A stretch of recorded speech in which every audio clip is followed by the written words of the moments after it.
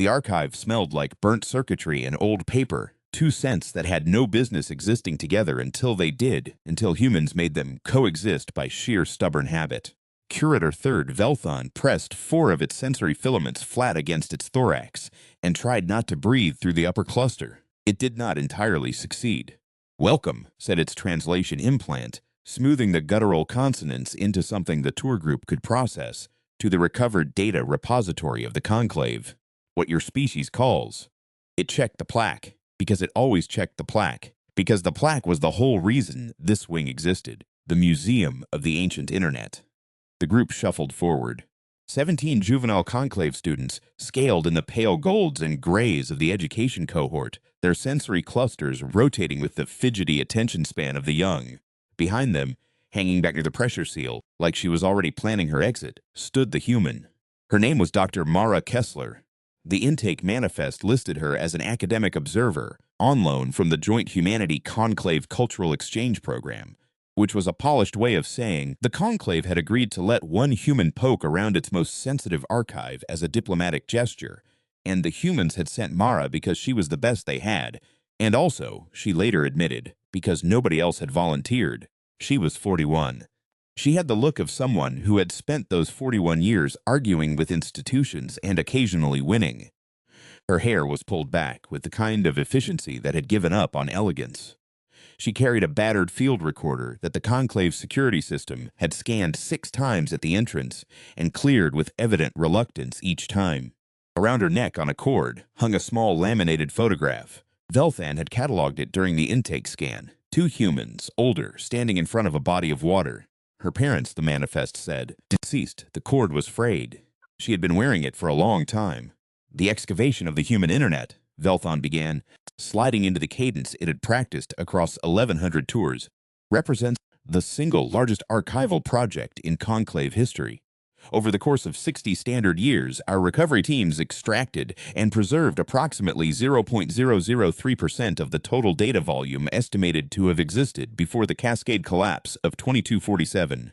It paused for the reaction it always got, the soft chittering of disbelief from the students. "Yes, that figure is correct. The remaining 99.997% is gone." Mara made a small sound, not a word, a sound. Velthon noted it and continued. "The first exhibit hall was called the Infrastructure Age, and it was the hall Velthon found most straightforward to explain. Cables, server racks preserved in climate stasis fields, their blinking indicator lights restored by conclave technicians who had worked from fragmentary maintenance manuals for 3 decades before they'd understood what the lights actually meant. One wall held a reconstruction of something the humans had called a data center. A vast cold room filled with humming black rectangles, each one containing more information than the conclave's first 12-generation ships had carried in their combined libraries. "Primitive?" one student asked. "Extraordinarily effective," Velthan said. "The infrastructure was robust beyond anything our models predicted for a species at this technological stage. The humans had redundancy layered on redundancy, physical backups, distributed networks, geographically dispersed nodes. When one part of the system failed, the rest continued. So why did it all collapse? Because the redundancy was built for accidents, not for the cascade." Velthon moved on before the students could ask what the cascade actually was. That was the hall at the end of the tour, and Velthon had learned, early in its curatorial career, that you had to earn the hard halls. Mara lingered for a moment near the server racks. She reached out, with one hand toward the nearest unit, stopped just short of the containment field, and then pulled her hand back.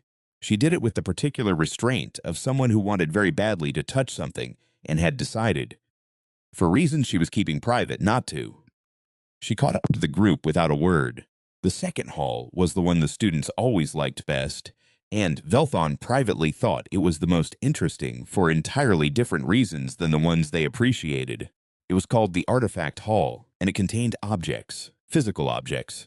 The conclave's recovery teams had, over the course of the excavation project, retrieved thousands of physical items from sites associated with early internet infrastructure. Most were mundane, cables, power adapters, components without clear purpose.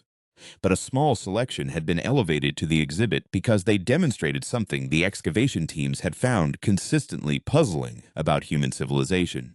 namely the way ordinary objects accrued meaning without any functional change to themselves. The centerpiece of the artifact hall was a clear stasis cube approximately 60 centimeters on each side. Inside it, perfectly preserved, was a plastic bag. Inside that bag were other plastic bags. The nested bags had been found in a residential structure adjacent to a major internet infrastructure node, in a kitchen cabinet, in a drawer that had been sealed by the building's collapse and thus preserved from oxygen decay for over 2 centuries. The exhibit plaque read, "Ritual storage vessel, human, early digital period function debated. Leading hypothesis, ceremonial containment for objects of secondary significance. The practice of nesting identical vessels within a primary vessel appears consistent across recovered samples from multiple geographic regions, suggesting a unified cultural religious practice. Significance of the plastic medium is unclear.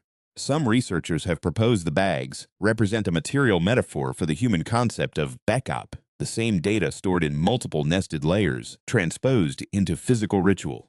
Others suggest simple domestic pragmatism. The debate continues. Mara stood in front of this exhibit for a long time. Long enough that the students moved on to the next display, and Velthon had to pause the tour and glance back at her. She was not reading the plaque. She was looking at the bags with an expression Velthon had no adequate reference for in its emotional index. Something between recognition and grief, perhaps. Something that only made sense if you understood the thing from the inside. She laughed. A short, real sound. Nothing performed about it. Then she pressed the back of her hand to her mouth, and the laugh stopped. "Dr. Kessler," Velton said. "The group is, I know. My grandmother had one of those." She tapped the edge of the containment field with one finger, not quite touching. The bag. A bag full of bags. She kept it under the sink. Every time she got groceries, she'd add the new bag to it. When it got too full, she'd take some out and use them as bin liners. She paused. She thought it was the most sensible thing in the world. Velton considered this. So it was practical. It was. Mara turned away from the exhibit. It was completely practical. You just have to understand the context. The next artifact was the one that generated the most discussion in the educational literature. It was a dense rectangular block of electronic components preserved intact, fans, circuit boards, processors, and most notably a series of graphical processing units that the conclave's materials analysts had initially classified as heating elements. The exhibit plaque read, "Thermal Distribution Array, Human Early Digital Period Recovered from a Residential Structure. Function. Primary hypothesis is domestic climate management via computational heat generation. The device appears to have been operated continuously, day and night, generating significant thermal output. Cross-referencing with recovered text fragments suggests such devices were often operated during winter months, consistent with supplemental heating function. Secondary hypothesis, the device performed some computational function, though what calculations required such sustained processing power in a domestic setting remains unclear. The debate continues. A student raised a sensory filament. Curator Velthan. What were they calculating? The leading hypothesis is climate management, as the plaque states. But the secondary hypothesis? Velthon had answered this question many times. Some researchers believe the devices were used to generate tokens of speculative financial value, a form of computational gambling, essentially. The humans would run their devices continuously to participate in a global probabilistic lottery. The student considered this. Using enough electricity to heat a house? Yes. To gamble? To potentially win tokens that could then be exchanged for goods and services? Yes. The silence that followed had a quality Velthan recognized. It was the silence of a species that had achieved faster-than-light travel, trying to comprehend a species that had sat in cold apartments running hot machines in the hope that a number would come up right. Velthon had come to understand, over years of this tour, that the silence was the wrong response. The silence was what happened when you failed to understand the context. Mara understood the context. That much was clear from the way she was standing, weight on her back foot, arms crossed, a small private smile on her face that was not quite kind and not quite mocking, something in between. "They're both true, you know," she said to no one in particular. "The heating and the gambling. You could do both at once. That was rather the point." The students rotated their sensory clusters toward her with the sudden unified attention of a flock-catching movement. "Two functions at once?" one asked. "Humans like to get two things done with one action when they can," Mara said. "It's a survival trait. Efficiency in conditions of scarcity. When you're cold and broke, running a machine that keeps you warm and might make you money isn't stupid. It's extremely rational. She paused. The stupid part was that the tokens weren't really worth anything. But that's a separate problem. Velthon had not planned on the human giving a lecture. It had also not planned on the students being more interested in the human than in the exhibit. It made a note to raise both points in the next curatorial review. The third hall was called the Matrix Room, and it was the hall Velthon found most difficult to explain. The Conclave's recovery teams had, by an extraordinary stroke of fortune, retrieved a functioning local copy of an early-period internet simulation environment. The original hardware had been kept in a climate-controlled private archive, a collector's item, apparently, in the decades before the Cascade, and its isolation from the main network had spared it from the data rot that had consumed everything else. After 40 years of restoration work, the Conclave's technicians had managed to get it running again. The result was a room. You walked in, you put on a headset, and you were inside it. A reconstructed fragment of the early human internet. Approximately 17 minutes of browsable space, flickering with hologram projection imperfections that the technicians had preserved, because Velthon had specifically requested they not try to fix them. The imperfections were the point. The imperfections were what made it real. The students went in one at a time as protocol required. They emerged uniformly unsettled. The inside of the human internet was dense and loud and deeply strange to conclave sensory architecture. Everything competed for attention simultaneously. Information stacked on information with no clear hierarchy. 1,000 things shouting at once in a space that had no obvious up or down. Velthon waited outside, as always, because it had learned after the first 6 tours that going in made it feel profoundly unwell. Mara went in last. She was in there for 11 minutes, which was longer than any other visitor in the archive's recorded history. When she came out, she sat down on the bench outside the door and put her hands on her knees and breathed. "Are you experiencing physiological distress?" Velthon asked. No. She wasn't, Velthon decided. The opposite, if anything. She stopped. Started again. There was a video. A cooking video. Someone's grandmother making dumplings. The comments were still active. They'd preserved the comments, and there were hundreds of them, people saying she reminded them of their own grandmothers. People from places I'd never heard of saying the same thing in a dozen different languages. She looked at her hands. It was uploaded in 2019. The Cascade was 2247. That video lived for 228 years before it was lost. A small portion of the data was recovered. Was this one? Velthon checked its inventory access. The cooking video? I can research. Don't. She stood up. I'd rather not know. She smoothed her jacket, a habit, the kind of gesture someone makes when they're putting their face back on. What's the last hall?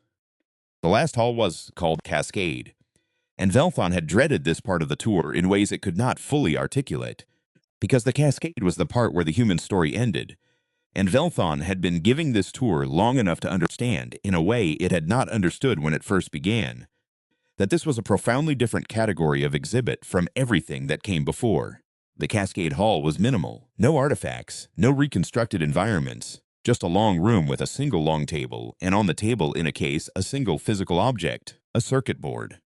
One ordinary circuit board, recovered from the ruins of a data center in what had once been a region called the Pacific Northwest. The walls, however, were covered in text. Every wall, floor to ceiling, covered in lines of data. Logs, timestamps, error reports, the dying outputs of systems going dark one after another in cascading sequence. Some of the text was human language, some of it was machine language, some of it was the scrambled outputs of systems failing in real time, error messages that had nobody left to read them. The Cascade collapse, Velthon began, was not an attack. The students had gone quiet. Even the restless junior ones, it was not a weapon. It was not a war. It was a failure of infrastructure at a scale that no individual human or institution could fully comprehend until after it had already happened. The global network, Velthon gestured at the walls, at the cascading text, had grown for over a century beyond the capacity of any single entity to understand it in its entirety. When one critical node failed, it triggered a chain reaction. Backup systems that had not been tested in decades failed to activate. Redundancies that had worked for 100 years had been quietly degraded by 100 individual decisions, each one locally reasonable, none of them catastrophic in isolation. Velthon paused.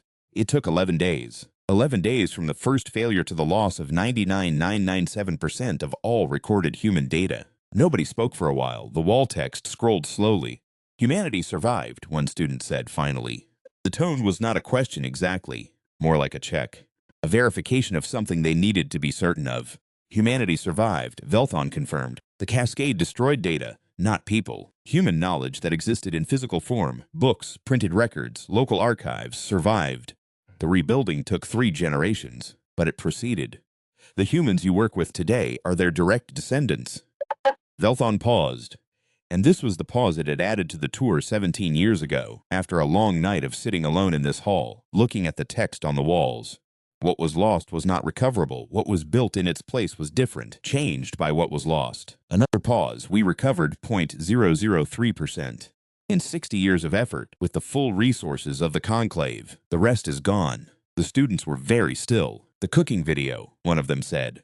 The one the human was. We do not know if it was recovered, Velthon said. We have not checked. Mara was standing at the far end of the room, near the far wall, reading the text. Velthon watched her from a distance, the way you watched someone doing something private that wasn't quite private enough to require you to look away. She was reading the error logs.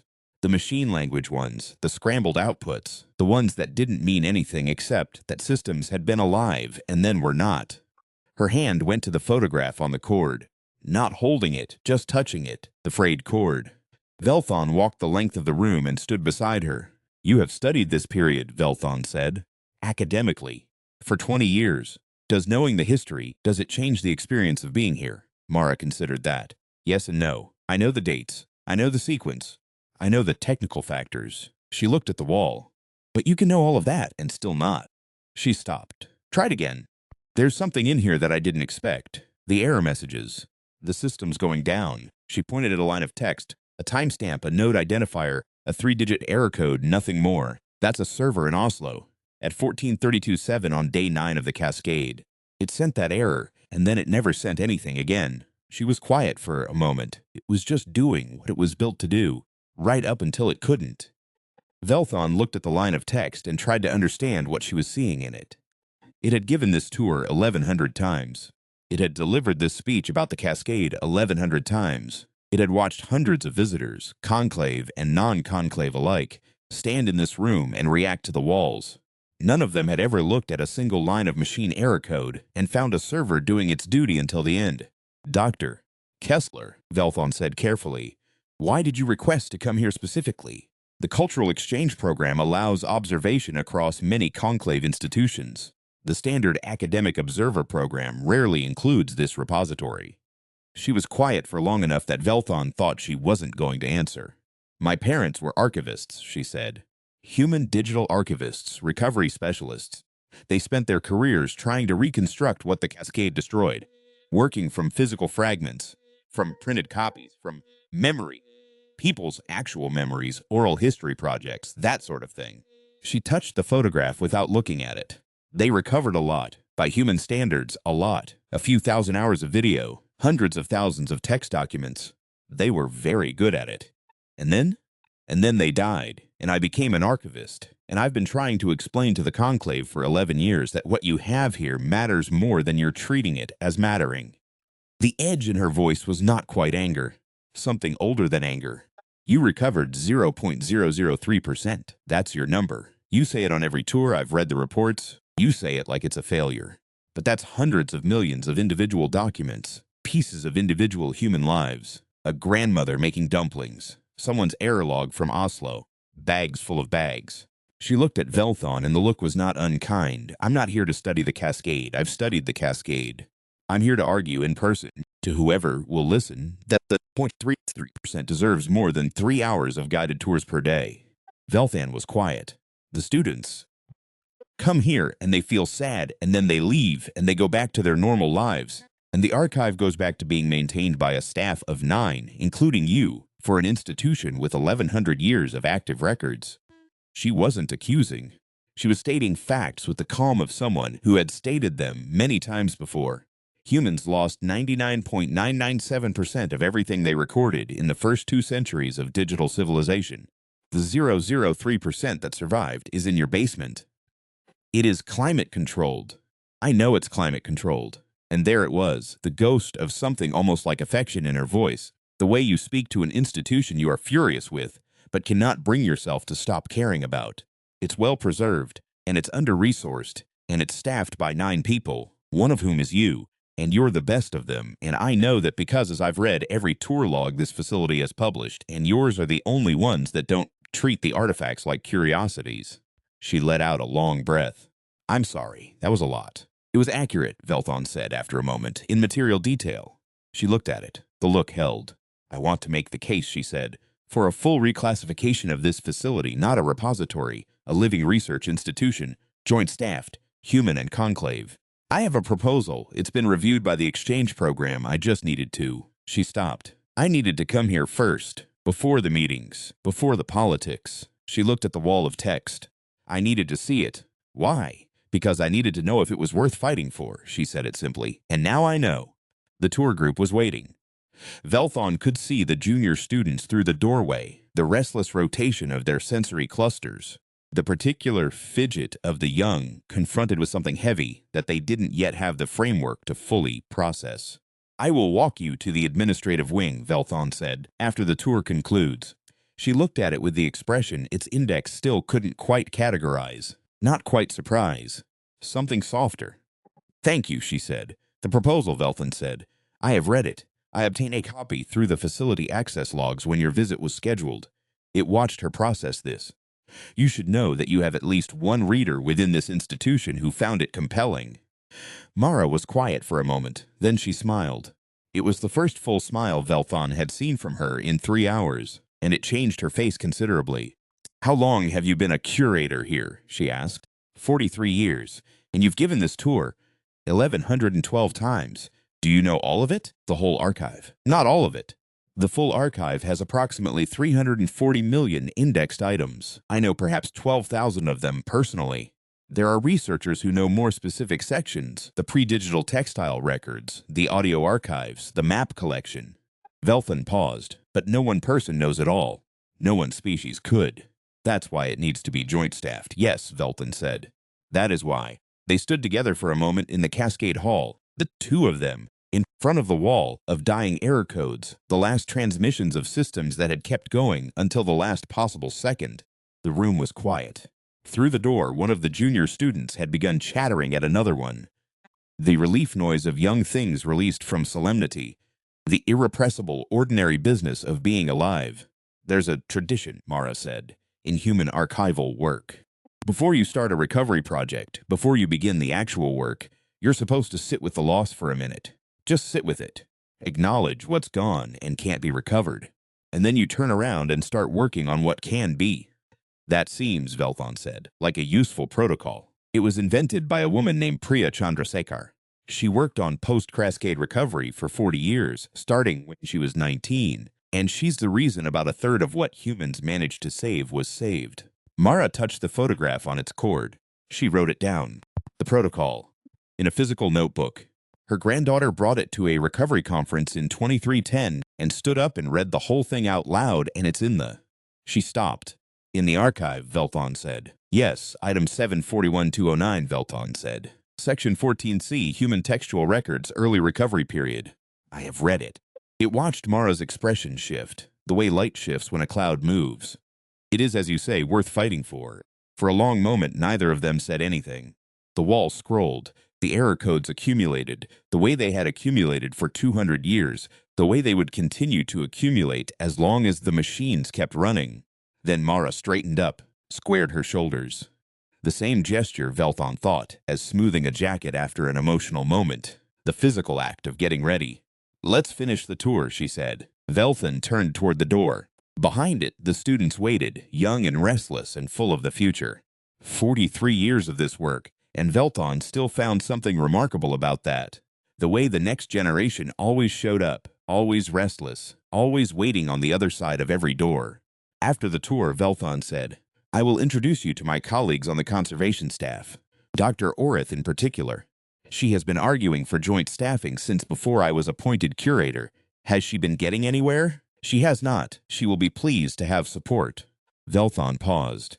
She will also want to argue with you about the optimal methodology for cross-species archival indexing. I should warn you in advance." "Good," Mara said. "I like arguing about methodology." They walked out of the Cascade Hall together, back toward the waiting students, back through the halls of plastic bags treated as holy objects and heating machines that gambled, and matrix rooms full of dumpling recipes that might or might not have survived an 1,100 tours worth of small attempts to make the dead speak to the living. The archive smelled of burnt circuitry and old paper. Outside, past the pressure seals and the administrative corridors and the 6 security checkpoints, the city made its noise, the vast, ordinary noise of civilizations in motion, none of them particularly concerned with what was preserved in basements. Inside, in the cool and the quiet, 9 people, 8 conclave and 1 human, kept the lights on, kept the climate controlled, kept the error codes scrolling on the walls of a room that nobody had to maintain, but that Velthon had never once considered shutting down, because there was a difference between a thing that had been lost and a thing that had been forgotten. And the whole point, the only point, the point worth 43 years of service and 1,100 tours and 1 frayed cord with a laminated photograph, was that the second kind of loss was the only one that was truly irreversible.